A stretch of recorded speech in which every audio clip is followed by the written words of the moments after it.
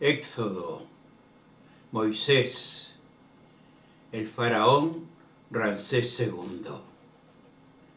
Esta disertación tiene la finalidad de esclarecer acontecimientos tan controvertidos del cruce de los lagos salados en el éxodo del pueblo de Moisés.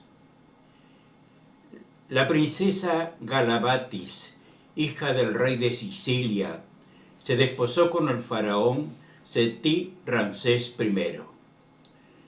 Al siguiente año del suceso que acabo de narrar, ocurrió de modo inesperado el fallecimiento del faraón Seti Ramsés I.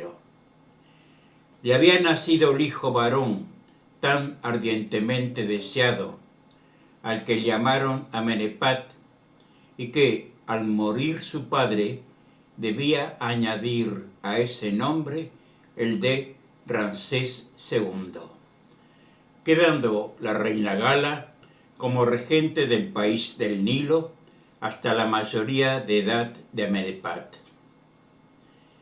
La regente es madre de un bastardo, engendrado y nacido 2 años después del fallecimiento de Ramsés I. El bastardo, de nombre Balduino, que traía a la corte y que declaraba príncipe con derechos al trono si fallecía el primogénito, siendo su progenitor el príncipe siciliano León Bardí, personajes que tuvieron su actuación en el cruce de los lagos salados. El faraón Ramsés II de Egipto y Moisés, el vidente del Sinaí. Los historiadores de su época le consideraron como uno de los mejores faraones del antiguo Egipto, y aún le han llamado grande por su inclinación bien marcada a las construcciones ciclópeas, o sea, estupendamente grandes y fastuosas. En mi sentir, su grandeza real y verdadera reside en el marcado sentimiento de justicia y amor a la verdad que fue proverbial en él desde que ocurrió el magnífico despertar espiritual cuando cumplía los 30 años de su vida. Haré un comentario sobre el acontecimiento histórico del Éxodo. El mundo entero era una ciénaga espantosa de miseria y de lodo. Para los seres de una mediana evolución, la vida se hacía imposible día a día. Sin Dios ni ley, en el mundo se había perdido la noción del bien y de la justicia. No había otro valor que el oro y la fuerza bruta, y los que poseían ambos elementos los aplicaban sin reparo alguno contra todo el resto de la humana sociedad, hasta el punto de que la familia perdió todo su valor, y ni los padres tenían seguridad de sus hijos, ni ellos de sus padres y familiares. El oro y la altura de todos los más bajos instintos formaban el ideal de las muchedumbres en todas las comarcas de la tierra. Oh, el Egipto fundado edades atrás por unos pocos prófugos fugitivos de la invadida y desolada Atlántida. Esos restos heroicos de los últimos toltecas de Anfión y de Antulio. Era el oasis en que aún se encontraban aguas claras para beber y donde aún cantaba el ruiseñor del amor puro y santo, creador de la familia, y luminaria esplendorosa en las tinieblas de la vida humana.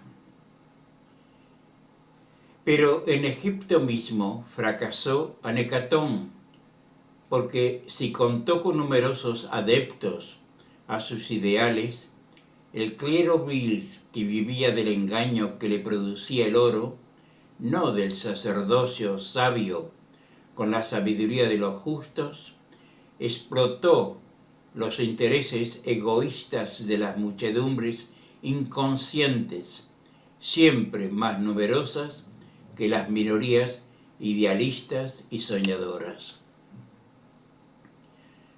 La realización de la empresa de Moisés era urgente en extremo, y el faraón mismo se espantaba de la gran ola de fango que avanzaba de todos los puntos cardinales como una terrible amenaza que no podía tardar mucho tiempo.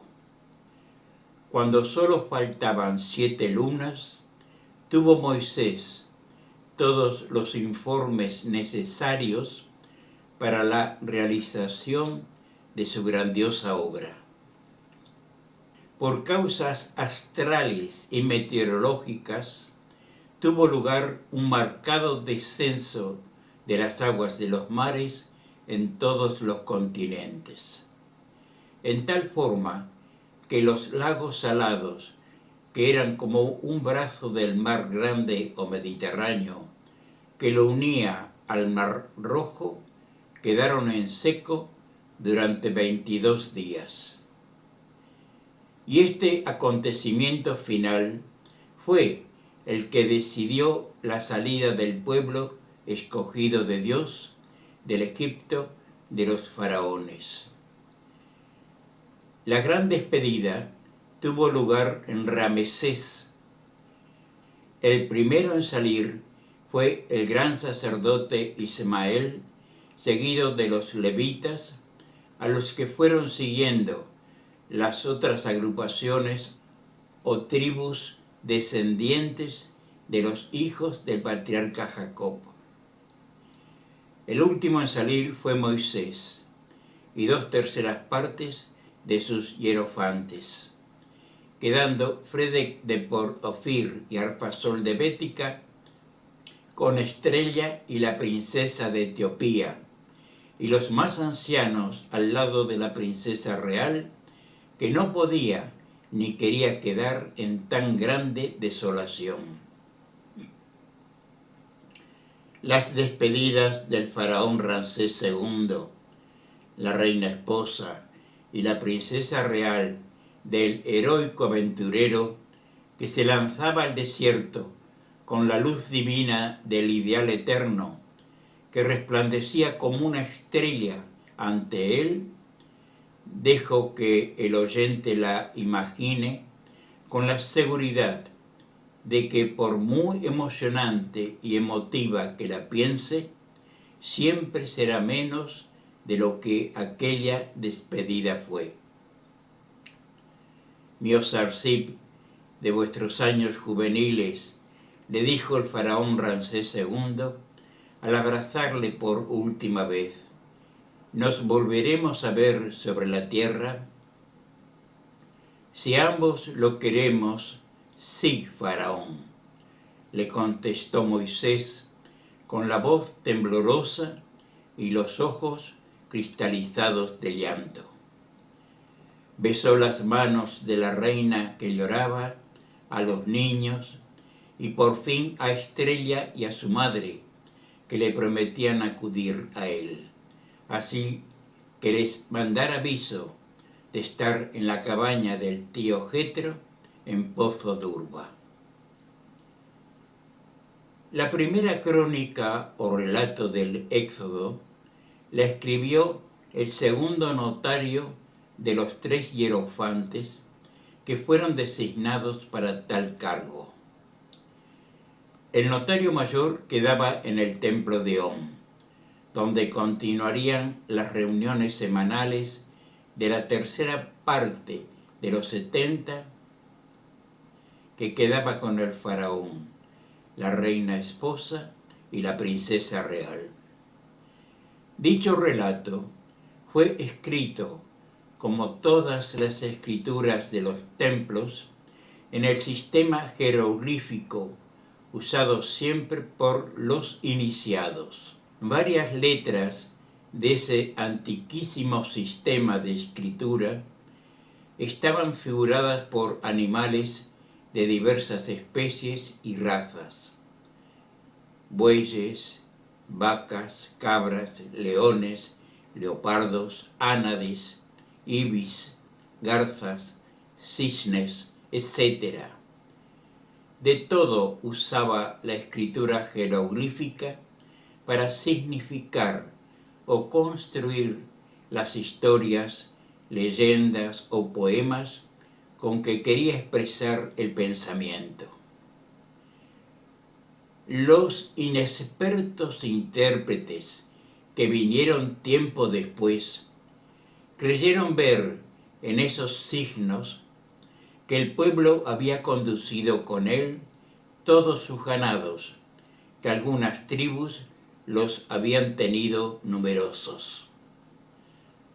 Mas todo eso, los dirigentes del gran éxodo les habían hecho vender la mayor parte, dejando solamente los más indispensables para el sustento, como vacas o cabras que dan su leche, gallinas, gansos, patos que dan sus huevos.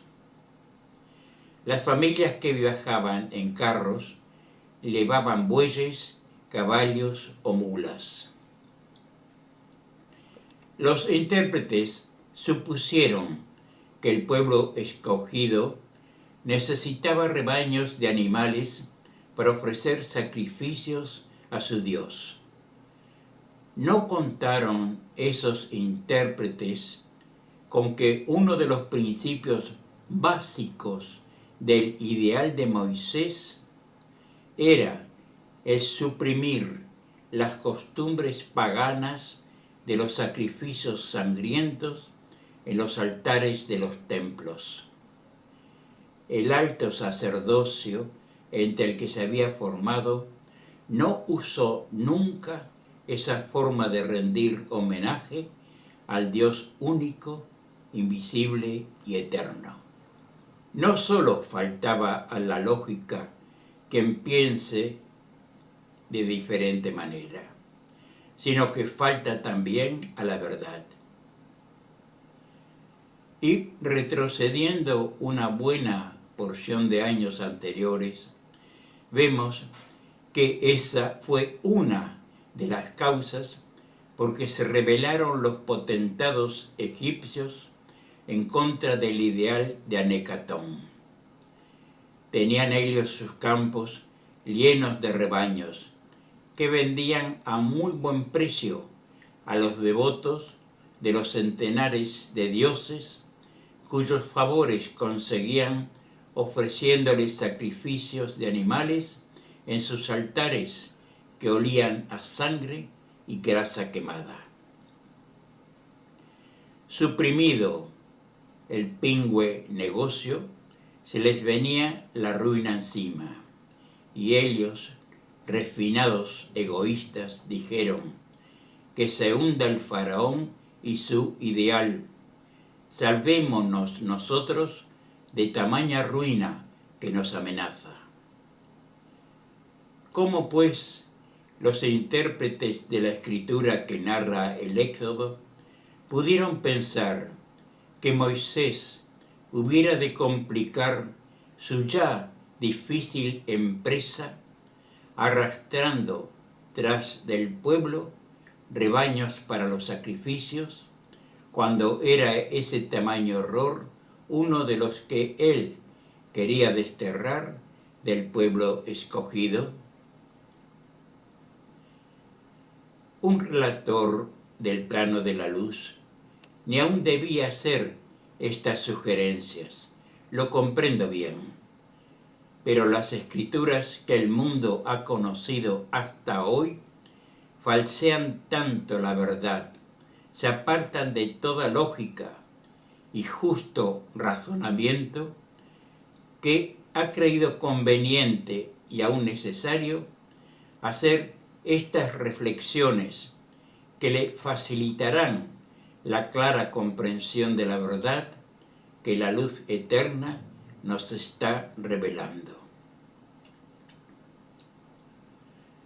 Cuando todo el pueblo hubo atravesado los lagos salados, donde el faraón Ramsés II había hecho construir un ancho terraplén para evitar que el lodo de algunos sitios dificultara el pasaje, el corazón de carne del genial aventurero suavizó los fuertes latidos. Los seres grandes y fuertes son también sensitivos, y él había dado un gran salto sobre el abismo al salir de su tierra nativa, arrastrando en pos de sí un numeroso pueblo que se movía como un mar humano y que solo confiaba en él, en su palabra, en sus enseñanzas, en las que les hacía ver y sentir un Dios único, fuerte, poderoso, pero invisible. ¿Dónde estaba? ¿Cómo era? ¿Qué relación tenía con todos ellos? ¿Por qué les amaba más que a los demás pueblos de la tierra?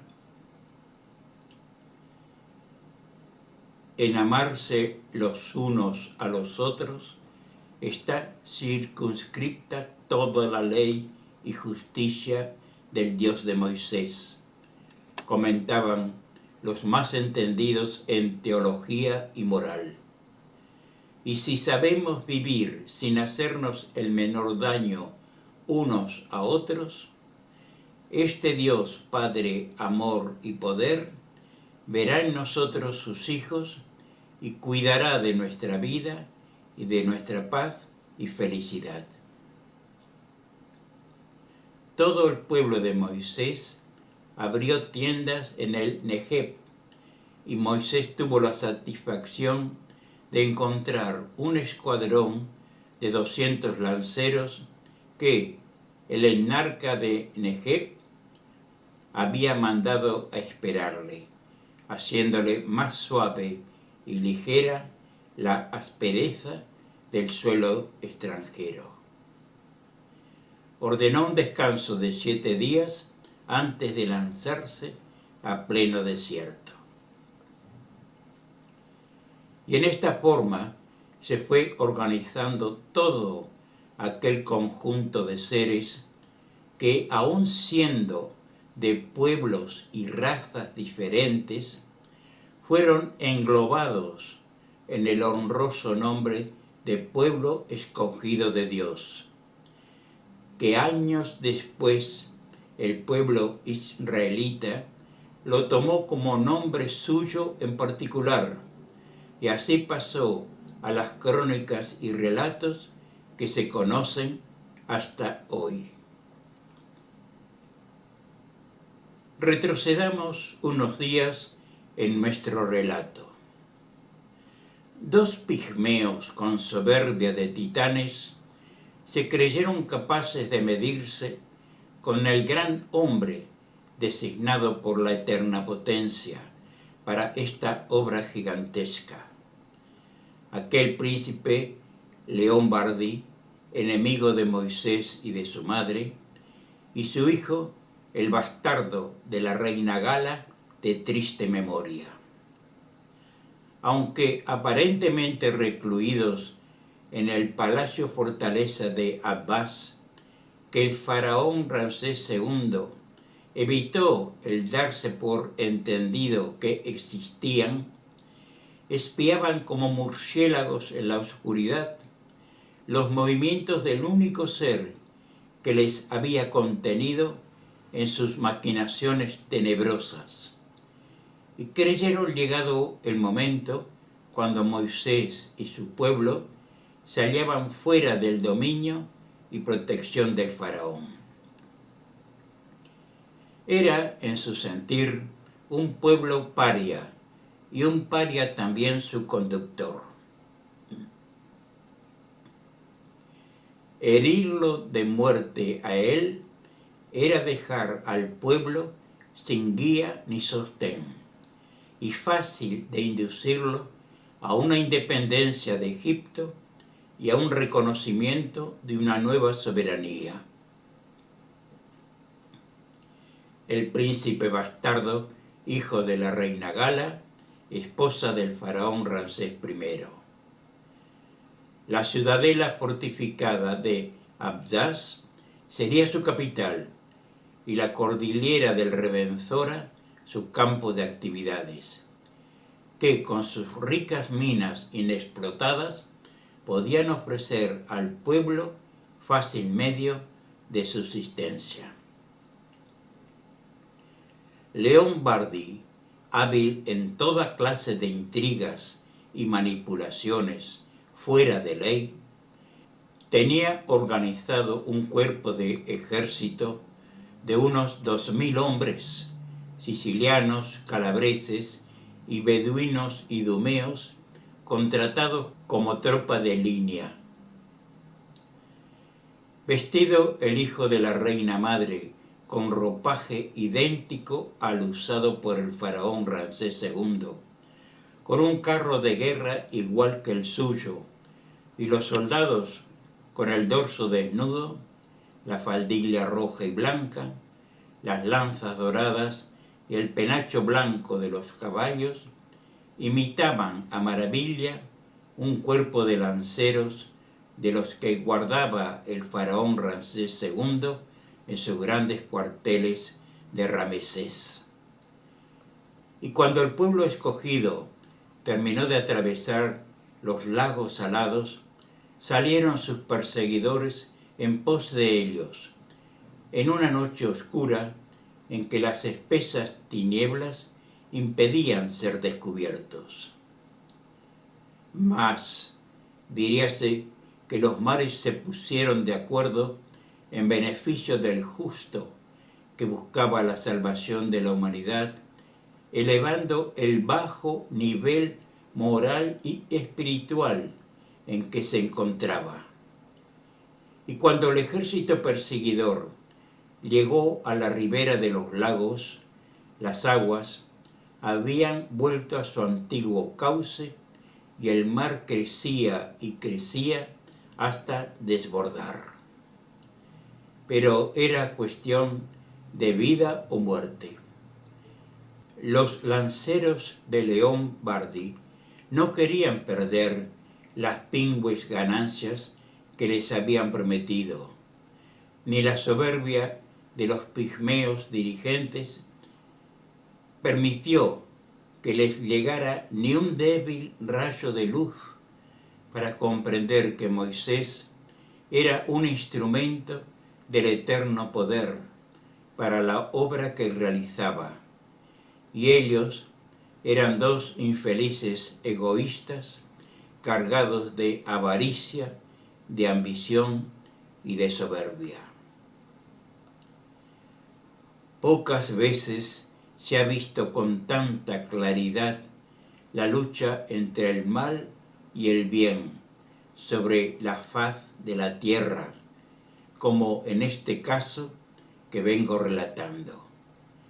El empuje de la soberbia, animado por el implacable deseo de venganza, infiltró fuego vivo en los dirigentes y en la tropa, y al grito de «por la reina Gala y por Ramsés I», adelante, que este oleaje que sube no podrá impedirnos el paso. En la precipitación desesperada, se apartaron del terraplén que las olas cubrían, tornándolo en pantano que dificultaba la marcha, lo cual dio tiempo a la marea para subirlo bastante para que caballos, carros y hombres perdieran el equilibrio y cayeran vencidos por el furioso oleaje. Solo consiguió salvarse a nado León Bardi y uno de los auxiliares que le acompañaban en su carro, pero estaba tan mal herido a causa de la caída que vivió unas horas más, flotando como un moribundo sobre el piso de su carro, que le sostuvo arrastrado por la correntada. Mientras esto ocurría, al norte, el faraón Ramsés II, su esposa y sus hijos habían tomado el velero real que les condujo al sur, a la resplandeciente Tebas, que habían abandonado temporalmente, para colaborar con Moisés en la gran obra de evolución humana que realizaba y cuya sede central era el templo de Om. Pero ocurrió lo que a todos los grandes y heroicos idealistas de todos los tiempos, porque del sueño elevado y puro hay gran distancia a las realidades en humanidades primitivas y de escasa evolución como la humanidad de la Tierra. Mas es justo reconocer que Moisés no fracasó, aunque gran parte del pueblo que le siguió se dejó contaminar de todos los vicios reinantes entre los humanos.